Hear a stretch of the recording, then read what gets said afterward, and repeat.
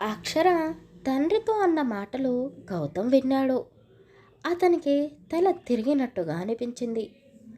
ఆమె ఎందుకలా మాట్లాడుతుందో అతని ఊహకి అందడం లేదు.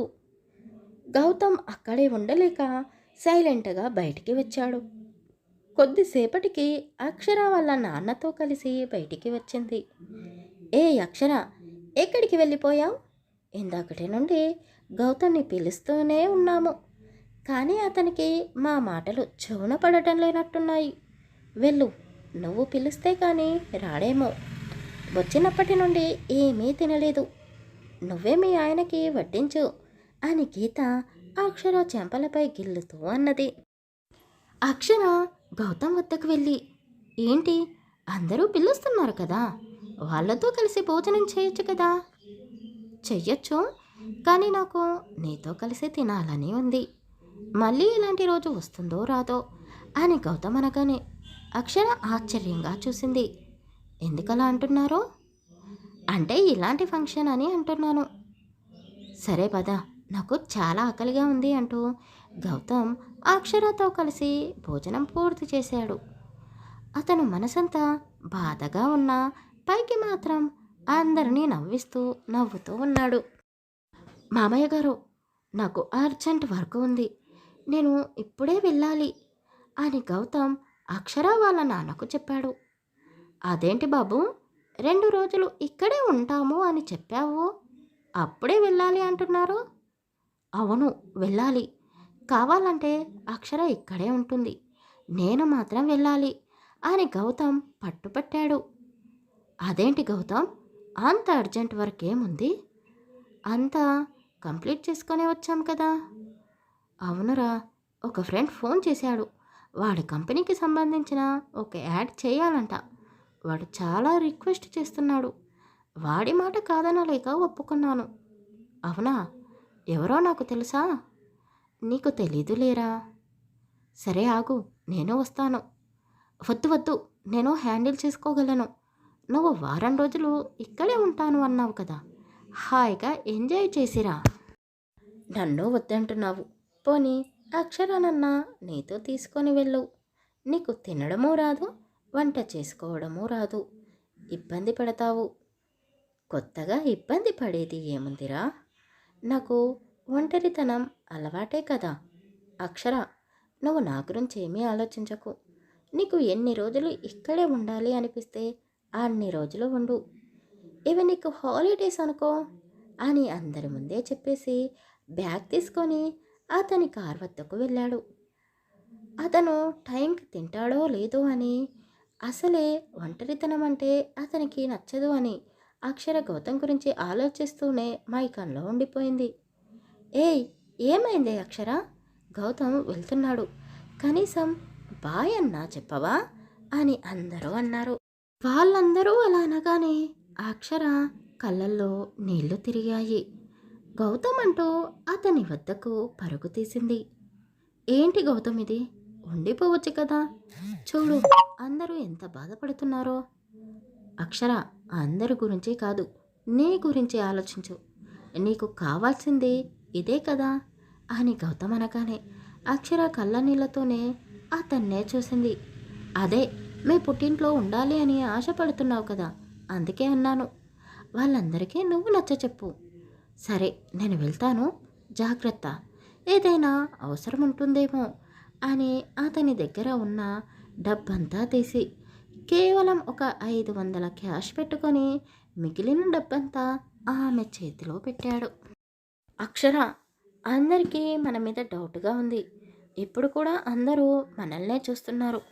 నువ్వు ఏమీ అనుకోకు, ఈ ఒక్కసారి నన్ను క్షమించు అంటూ అతను ఆమెను గట్టిగా హత్తుకున్నాడు.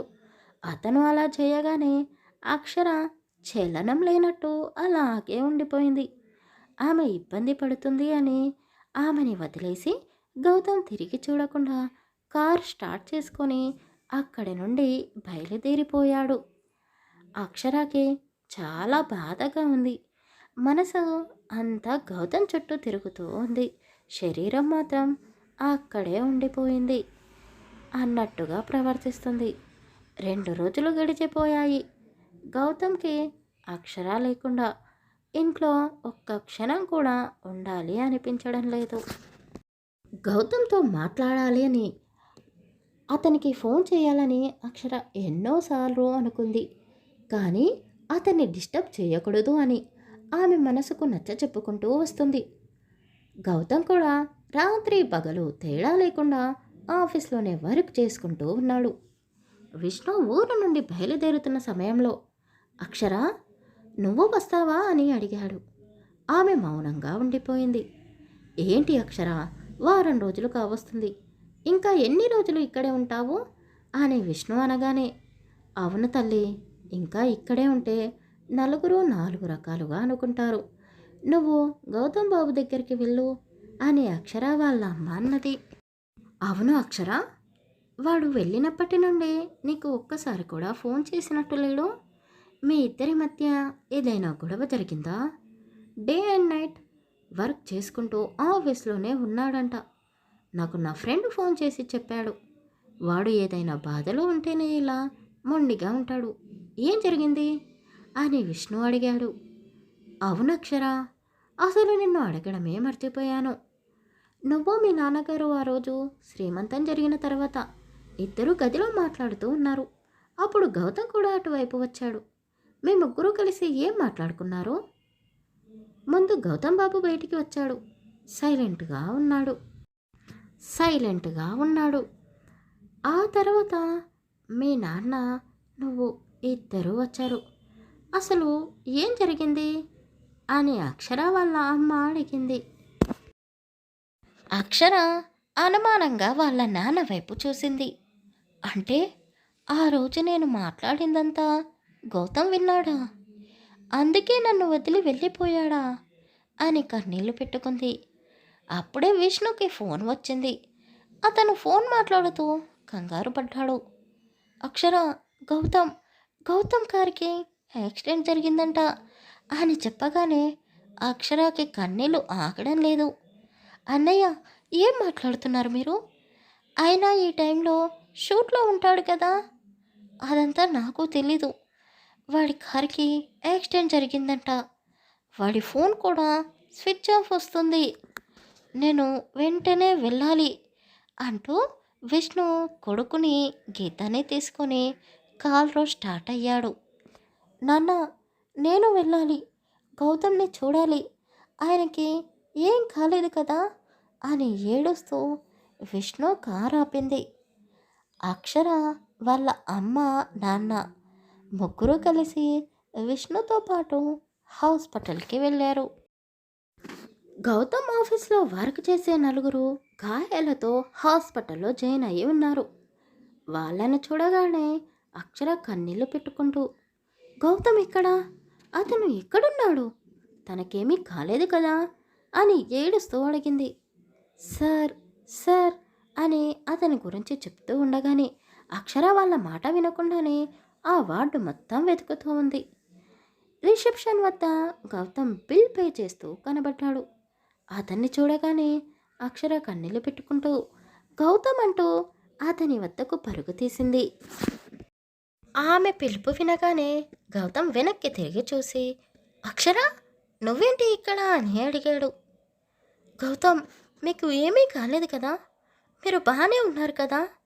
నేను మీకోసం ఎంతగానో అల్లాడిపోయాను తెలుసా అంటూ అతని ముఖాన్ని చేతులతో తాకుతూ అలాగే కుప్పకూలిపోయి ఏడుస్తూ ఉంది. అక్షర, ఎందుకు ఏడుస్తున్నావు? నాకేమైనా అయ్యింది అని భయపడ్డావా? అసలు ఈ యాక్సిడెంట్ గురించి నీకు ఎవరు చెప్పారు? ఆ విష్ణుగాడే చెప్పాడా? ఏది పూర్తిగా వినడు.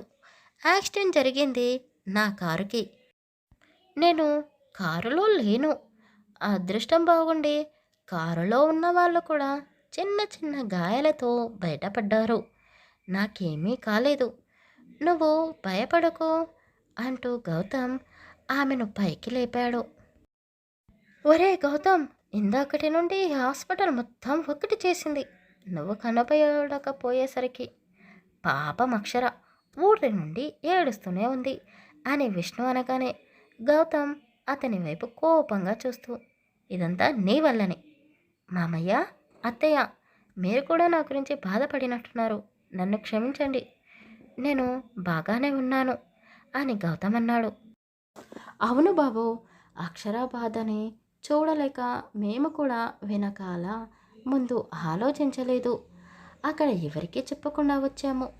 నైట్ బస్సు ఉంటుంది, మేము వెళ్తాము అని వాళ్ళు చెప్పగానే, అయ్యో అదేంటండి, ఇప్పటికే చాలా లేట్ అయింది. ఈరోజు ఇక్కడే ఉండి రేపు ఉదయాన్నే వెళ్ళండి. ఏంటి అక్షర, ఒక్కరోజు కూడా మీ అమ్మా నాన్న మన ఇంట్లో ఉండకూడదా? అసలే వర్షాలు పడుతున్నాయి, రోడ్డు కూడా సరిగ్గా లేవు, చీకట్లో ఎలా వెళ్తారు? నా మాట విని ఈ ఒక్కరోజు ఇక్కడే ఉండిపోండి అని గౌతమ్ బ్రతిమాలడంతో అతన్ని ఇబ్బంది పెట్టలేక సరే అని అతనితో పాటు ఇంటికి వెళ్ళారు. అక్షర, ఏమీ అనుకోకుండా ఈరోజు వంట చేసి పెట్టు ప్లీజ్. రోజు బయట తిని విసిగిపోయాను, అస్సలు టేస్ట్ లేదు. నీకు ఓపిక ఉందా అని గౌతమ్ అడగగానే అక్షరకి చాలా బాధగా అనిపించింది. నేను ఇప్పుడే చేస్తాను, మీరు అలా కూర్చోండి, మా నాన్నతో మాట్లాడుతూ ఉండండి అని చెప్పి అక్షర వాళ్ళ అమ్మని తీసుకొని వంటగదిలోకి వెళ్ళింది. అక్షర, నువ్వు చాలా అదృష్టవంతురాలువే. నీ గురించి అన్నీ తెలిసినా కూడా నిన్ను ఎంతగానో ప్రేమించే భర్త దొరికాడు. ఇన్ని రోజులు గౌతమ్ నిన్ను సరిగ్గా చూసుకుంటలేడేమో, అందుకే పుట్టింట్లో ఉండడానికి వచ్చావు అనుకున్నాను. కానీ నువ్వే అతన్ని దూరం పెడుతున్నావు అని ఈరోజే అర్థమైంది. నా మాట విని నీ జీవితాన్ని పాడు చేసుకోకు.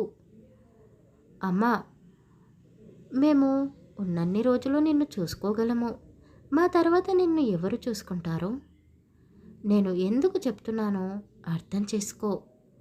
నన్నే చూడు, ఇంత వయసు వచ్చినా నేను మీ నాన్నను వదిలి ఎక్కడికే వెళ్ళలేను. ఆయన కూడా నన్ను విడిచి ఒక్క క్షణం కూడా ఉండలేడు. భార్యాభర్తల బంధం అంటే ఇలాగే ఉంటుంది. ఈ వయసులో అతన్ని బాధ పెడితే మా వయసుకు వచ్చేసరికి నువ్వు బాధపడాల్సి వస్తుంది అని అక్షర వాళ్ళ అమ్మ ఆమెకు నచ్చచెప్పే ప్రయత్నం చేసింది. వంట పూర్తి కావడంతో అందరూ కలిసి భోజనం చేశారు. గౌతమ్ చాలాసేపు వాళ్ళతో కబుర్లు చెప్తూ కూర్చుండిపోయాడు. గౌతమ్, ఇంకా ఎంతసేపు ఇలాగే కూర్చుంటారు మీరు? చాలా అలసిపోయారు, వెళ్ళి పడుకోండి అని అక్షర అనగానే గౌతమ్ ఆమె వైపే చూస్తూ, ఈరోజు నేను నిద్రపోవద్దు అనుకుంటున్నాను. అదే మామయ్య వాళ్ళు మళ్ళీ ఇక్కడికి ఎప్పుడు వస్తారో అని నవ్వుతూ అన్నాడు. అదేంటి గౌతమ్ బాబు అలా అంటారు? మళ్ళీ ఎప్పుడు ఇక్కడికి రాము అన్నట్టు? ఇది మా కూతురి ఇల్లు, మేము ఎప్పుడైనా వస్తాము, ఎప్పుడైనా వెళ్తాము. ఇక మీరు వెళ్ళి పడుకోండి బాబు అని అక్షర వాళ్ళ అమ్మ నాన్న అనగానే గౌతమ్ సరే అంటూ తన గదిలోకి వెళ్ళాడు. అక్షర వాళ్ళ నాన్న ఒక గదిలోకి వెళ్ళి మంచంపై వాలిపోయాడు. అమ్మా, నాన్న పడుకున్నాడు, మనమిద్దరం ఆ గదిలో పడుకుందాం అని అక్షర అనగానే ఆమె అక్షర వైపు కోపంగా చూస్తూ, అదేంటే అలా మాట్లాడుతున్నావు? గౌతమ్ బాబు ఏమనుకుంటాడు? వెళ్ళి ఆ గదిలో పడుకో. ఈ వయసులో మా భార్యాభర్తలను విడగొడదామనుకుంటున్నావా ఏంటి నువ్వు? పిచ్చిపిల్ల, ఇందాక చెప్పిందంతా మర్చిపోయావా అని నవ్వుతూ కూతుర్ని అల్లుడి గదిలోకి పంపించి ఆమె కూడా వెళ్ళి పడుకుంది. గౌతమ్ పడుకోకుండా అక్షర వస్తుందా రాదా అని ఆమె కోసమే ఎదురు చూస్తూ నిద్ర నటిస్తూ ఉన్నాడు. అతను నిజంగానే పడుకున్నాడు అని అక్షర అనుకుంది. డోర్ గడియ పెట్టేసి అతని కాళ్ళకు దండం పెట్టుకుంది. గౌతమ్, నన్ను క్షమించు, నేను తిరిగి ఇక్కడికి రావాలి అనుకోలేదు. నీకు యాక్సిడెంట్ జరిగింది అని తెలియగానే పరుగున ఇక్కడికి వచ్చేసాను. నన్ను చూస్తే నువ్వు డిస్టర్బ్ అవుతావు అని నాకు తెలుసు. ఇక్కడే ఉండి నీకు ఒక మంచి అమ్మాయిని చూసి పెళ్లి చేయాలి అనుకున్నాను. కానీ నా వల్ల కాలేదు. పైగా నువ్వు చూపించే ప్రేమకు నేను నిన్ను వదులుకోలేనేమో అని భయమేసింది. అందుకే ఆ ఫంక్షన్ పేరు చెప్పి మా ఊరికి వెళ్ళాలి అనుకున్నాను. అనుకుంటున్నట్టే అక్కడే ఉన్నాను. కానీ ఇలా జరిగిపోయింది. నీకు మరో అమ్మాయితో పెళ్లి జరిగే వరకు నేను నీ గురించే ఆలోచిస్తూ ఉంటాను. ఒక్కసారి నీకు పెళ్లి జరిగితే ఆ అమ్మాయి చూపించే ప్రేమతో నువ్వు నన్ను పూర్తిగా మర్చిపోతావు. అప్పుడు నేను కూడా నిన్ను కలవాలని ఎంత ఆశపడ్డా కలుసుకోలేను అని ఏడుస్తూ అతన్ని చూస్తూ, గౌతమ్, ఈరోజు రాత్రంతా నీ కౌగిలిలో నిద్రపోవాలని ఉంది. కానీ అలా చేస్తే నువ్వు మేలుకుంటావు. పోనీలే, నిన్ను చూస్తూ ఈ రాత్రి గడిపేస్తాను అని అక్షర అతని పక్కనే పడుకుంది. ఆమె అనే మాటలకు గౌతమ్కి కోపం వస్తుంది. కళ్ళు తెరిచి ఆమెని సూటిగా ప్రశ్నించాలి అనుకున్నాడు. కానీ అలా చేస్తే అక్షర ఇంకా మొండిగా ప్రవర్తిస్తుంది అని సైలెంట్గా ఉండిపోయాడు. కావాలనే నిద్రలలో కాళ్ళు చేతులు వేసి ఆమెపై వాలిపోయాడు. ఉదయం నిద్రలేచిన అక్షరాకి హాయిగా నిద్రపోతున్న గౌతమ్ కనిపించాడు. అతని ఎదపై ఆమె తలపెట్టి ఉంది. అది చూసి అక్షర నవ్వుకుంది. గౌతమ్, రాత్రి నా మనసులో మాట నువ్వు విన్నట్టే నన్ను నీ గుండెలకు హత్తుకొని పడుకున్నావు. నిజంగా నువ్వు ఎంత మంచివాడివి అంటూ అతని నుదుటిపై ముద్దు పెట్టుకొని సైలెంట్గా లేచి ఫ్రెష్ అవ్వడానికి వెళ్ళింది. ఆమె వెళ్ళగానే గౌతమ్ కళ్ళు తెరిచాడు. పిచ్చిపిల్ల, మనసులో ఇంత ప్రేమను పెట్టుకొని పైకి మాత్రం నేనంటే ఇష్టం లేనట్టు ప్రవర్తిస్తుంది. ఈ రోజుతో నీ మనసులో ఉన్నది ఏంటో నేను తెలుసుకోవాలి అని అతను అనుకున్నాడు.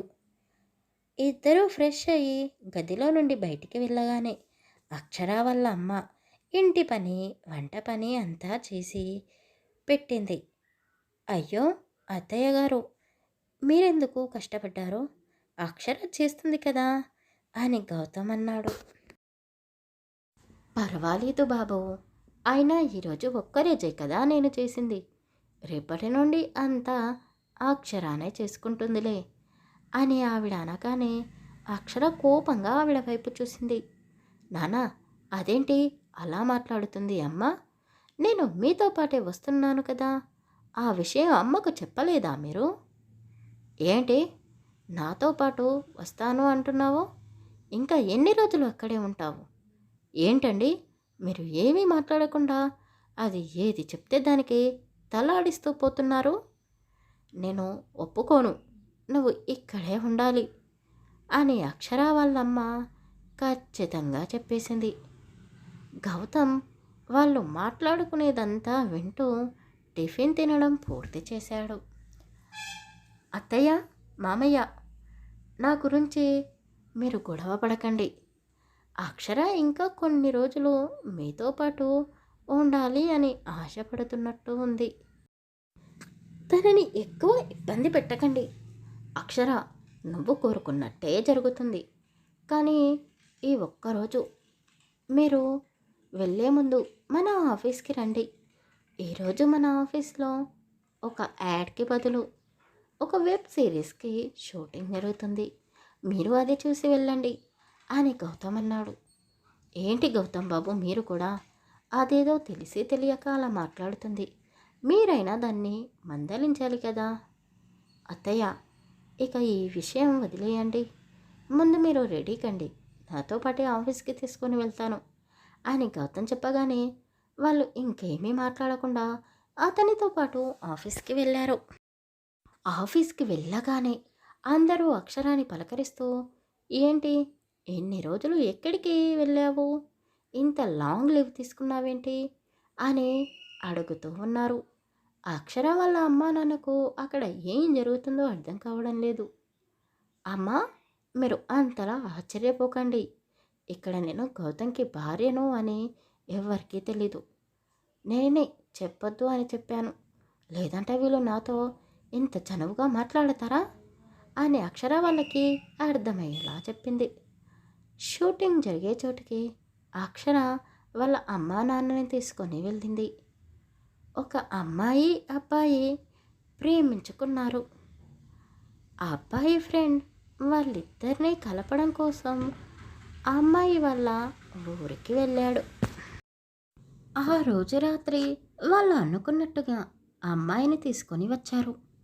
కానీ ఒక చిన్నపాటి యుద్ధమే జరిగింది.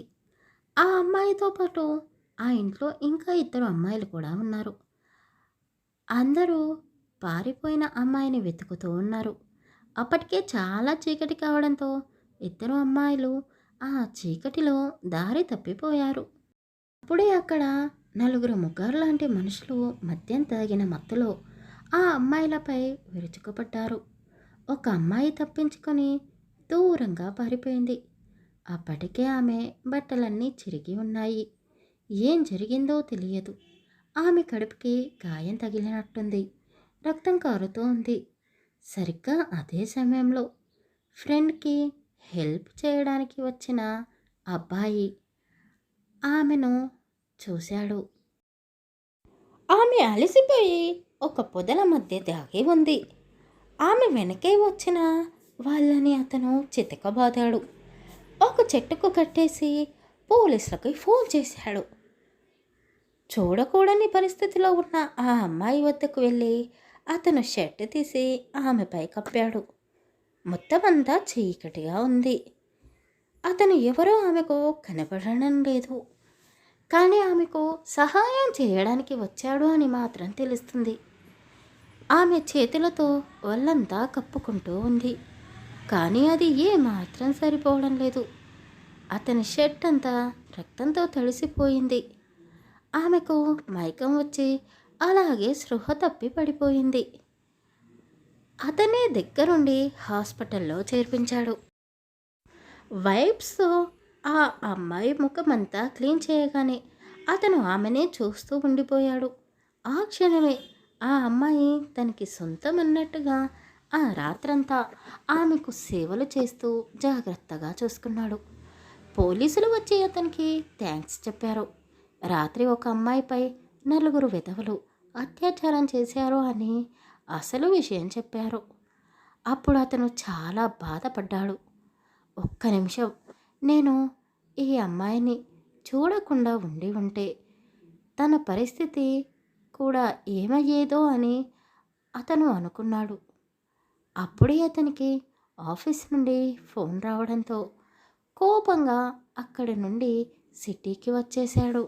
అదే సమయంలో ఒక అమ్మాయి అతన్ని ఫ్రాడ్ చేసి పెళ్లి చేసుకొని పారిపోయింది అని తెలిసింది.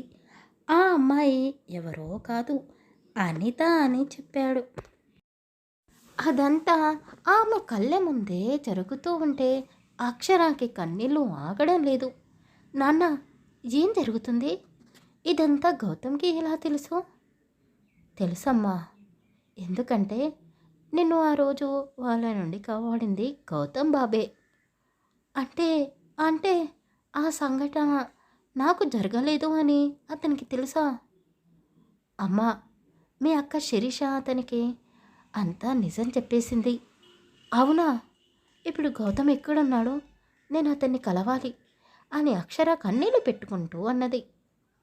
బాబు ఎక్కడున్నాడో నాకు తెలీదు, కానీ షూటింగ్ ఇంకా పూర్తవ్వలేదు. ఇది అయ్యాకే నిన్ను కలుస్తాను అన్నాడు. ఇంకా ఉందా? ఏంటి నానా అని అక్షర ఆశ్చర్యంగా వాళ్ళ నాన్నని అడిగింది. హాస్పిటల్లో ఉన్న ఆ అమ్మాయి కళ్ళు తెరవగానే ఎదురుగా తండ్రిని చూసింది. నాన్న అని ఏడుస్తూ ఉంది. నాన్న, రాత్రి నన్ను ఒకతను కాపాడాడు. అతను లేకపోయి ఉంటే ఈ పాటికి నేను చచ్చిపోయేదాన్నేమో. అతను ఎక్కడున్నాడో ఒక్కసారి నేను అతన్ని చూడాలి. నన్ను చూడకూడని పరిస్థితిలో చూశాడు. అయినా కూడా ఈ హాస్పిటల్లో జాయిన్ చేశాడు. అతను అతను నాన్న అతను నాన్న నిజమైన మనిషి అంటే అని ఆమె కన్నీళ్ళు పెట్టుకుంటూ అతని గురించి అడిగింది. అమ్మా అక్షర, అతను లేడు, వెళ్ళిపోయాడు. కానీ రాత్రి జరిగింది ఏంటో తెలుసా? మీ అక్క శిరీష అని అతను ఏడుస్తూ రాత్రి జరిగిందంతా చెప్పాడు. నాన్న, ఏమంటున్నారు? అక్క అక్క ఎక్కడ ఉంది నాన్న? నేను తనని చూడాలి. వద్దమ్మా, ఇప్పుడు శిరీష చాలా బాధపడుతుంది. నీకు కొద్దిసేపట్లో పోలీసులు విచారణకు వస్తారంట. కానీ నువ్వేమీ భయపడకు. వాళ్ళని పోలీసులు రాత్రే పట్టుకున్నారు. నిన్ను కాపాడిన ఆ అబ్బాయి వాళ్ళని పట్టించాడు అని అతను చెప్పగానే అక్షర చాలా సంతోషపడింది. కానీ ఉన్నట్టుండి ఆమెకు కడుపు నొప్పిగా అనిపించింది. చెయ్యి పెట్టుకొని ఆమె పుట్టపై తాకింది. నాన్న, ఏంటి? ఏం జరిగింది నాకు? ఎందుకు ఆపరేషన్ చేశారు అని ఏడుస్తూ అడిగింది. అమ్మా, నువ్వలా ఏడవకు. రాత్రి ఆ విధవలు నిన్ను తరుముతూ ఉన్నప్పుడు నువ్వు కింద పడినట్టున్నావు. అప్పుడు ఏదైనా రాయికి తగిలావా? అవును నాన్న, తగిలాను. కానీ వాళ్ళు నా బట్టలన్నీ చించేశారు. నేను పారిపోవడానికి ప్రయత్నిస్తూ ఉంటే ఒకడు కాలితో దెబ్బ తగిలిన చోటే పదే పదే నా కడుపులోనే తన్నాడు. రక్తం కూడా వచ్చింది. కానీ ఏ దెబ్బకి ఎక్కడ నుండి రక్తం వస్తుందో కూడా నేను చూసుకోలేదు. ఆ నొప్పికి కూడా నేను భరించి వాళ్ళ నుండి తప్పించుకున్నాను. కానీ అక్కను కాపాడుకోలేకపోయాను అని ఏడుస్తూ ఉంది. నాన్న, దానికి దీనికి సంబంధం ఏంటి? అసలు నాకు ఏం జరిగింది అని అక్షర అడిగింది.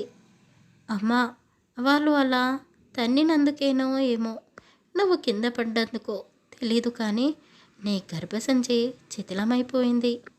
అందుకే డాక్టర్స్ అది తీసేశారు. ఇక నీకెప్పటికీ పిల్లలు పుట్టరు అని అతను ఏడుస్తూ చెప్పాడు. అది వినగానే అక్షరాకి గుండె పగిలిపోయినట్టుగా అనిపించింది. ఒక్క నిమిషం మౌనంగా ఉండిపోయింది. బయట నుండి పెద్దమ్మ పెద్దనాన్న ఏడుస్తూ ఉన్నారు. ఆ ఏడుపులు అక్షరాన్ని కదిలిస్తున్నాయి. ఆ అక్షర తండ్రి చేతులను పట్టుకొని, నాన్న, ఈ విషయం అమ్మకు తెలుసా? అమ్మ నా పక్కన ఎందుకు లేదు అని అడిగింది. తెలీదమ్మా. తన కూతురు ఇంకెప్పటికీ అమ్మ కాలేదు అని తెలిస్తే ఏ తల్లైనా తట్టుకోగలదా? అసలే మీ అమ్మ సున్నితస్తురాలు. ఈ విషయం తెలిస్తే గుండెలు పగిలేలా ఏడుస్తుంది. అందుకే చెప్పలేదు అని అతను అనగానే అక్షర కన్నీళ్లను తుడుచుకొని ఊపిరి గట్టిగా పీల్చుకొని, నాన్న, మీరు చాలా మంచి పని చేశారు. నాకు ఎప్పటికీ పిల్లలు పుట్టరు. అక్క జీవితం ఇలా అయిపోయింది. మా ఇద్దరిని చూసి మీ ఇద్దరు అన్నాదమ్ములు జీవితాంతం ఏడుస్తూనే ఉంటారు. వద్దు నాన్న, మీలో ఒక్కరైనా సంతోషంగా ఉండాలి. అక్క సంతోషంగా ఉంటే నాకు సంతోషం కలుగుతుంది. మీరేమంటారు? ఎందుకమ్మా ఏవేవో మాట్లాడుతున్నావు? నువ్వు ఏమంటున్నావో నాకు అర్థం కావడం లేదు అని అతను అడిగాడు. నాన్న, ఆ పోలీసులని నా దగ్గరికి తీసుకొనిరా. నేను వాళ్ళకి జరిగిందేంటో చెప్తాను. ఆ అత్యాచారం జరిగింది నా మీదే అని వాళ్లకు చెప్తాను. అక్క మీద ఎలాంటి నింద పడకూడదు. కనీసం అక్కైనా పిల్లా పాపలతో సంతోషంగా ఉండాలి. ఈ మచ్చపడ్డ అక్క సంతోషంగా ఉండదు. ఎవరైనా నన్ను పెళ్లి చేసుకున్న పిల్లలు లేరని జీవితాంతం నన్ను బాధ పెడుతూనే ఉంటారు.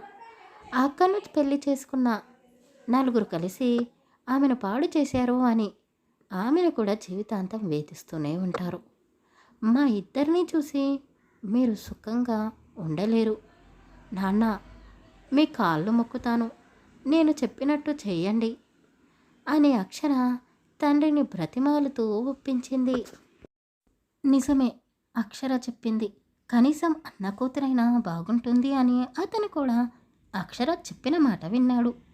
ఆ రోజు నుండి అక్షర నలుగురు అనే మాటలు వింటూ బాధపడుతూ వాళ్ళ అక్క మోయాల్సిన నిందని తాను మోస్తూ ఉంది.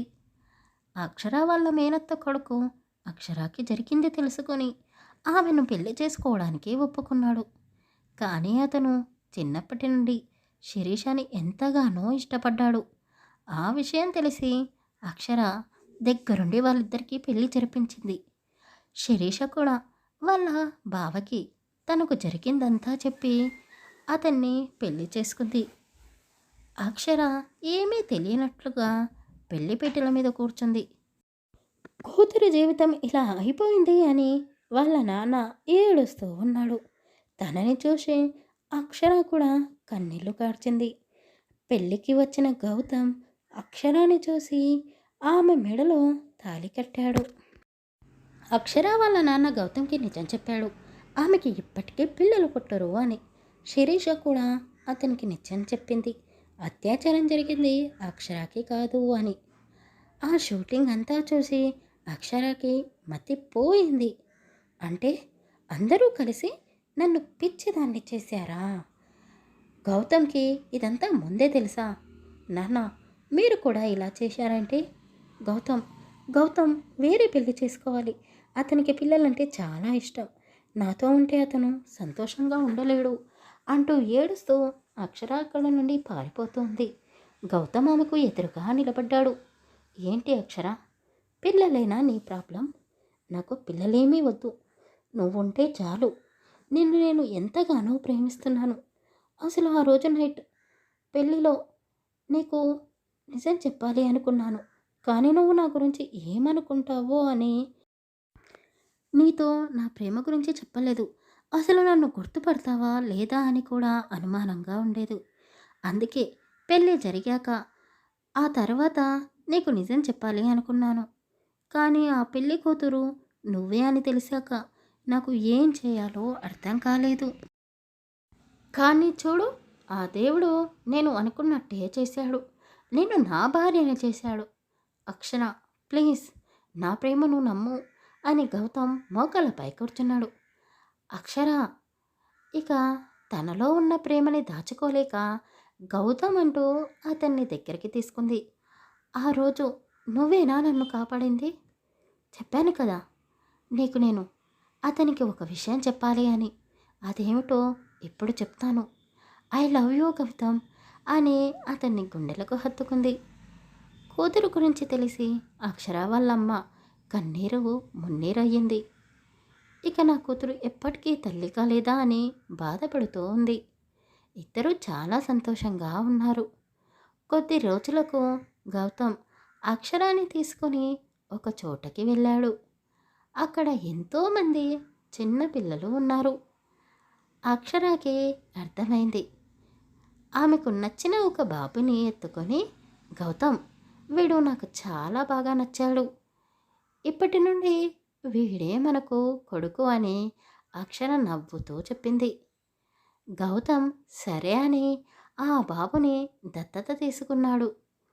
అలా వాళ్ళిద్దరూ ఆ బాబుతో కలిసి సంతోషంగా ఉన్నారు. అర్థం చేసుకొని ప్రేమించే భర్త దొరికితే అక్షర లాంటి వాళ్ళు చాలామంది సంతోషంగా గడుపుతారు. ఈ కథ ఇంతటితో సమాప్తం. ఈ కథ గురించి మీ అభిప్రాయం ఏమిటో తప్పకుండా కామెంట్ చేయండి. అలాగే మన ఛానల్ని సబ్స్క్రైబ్ కూడా చేసుకోండి అబ్బా.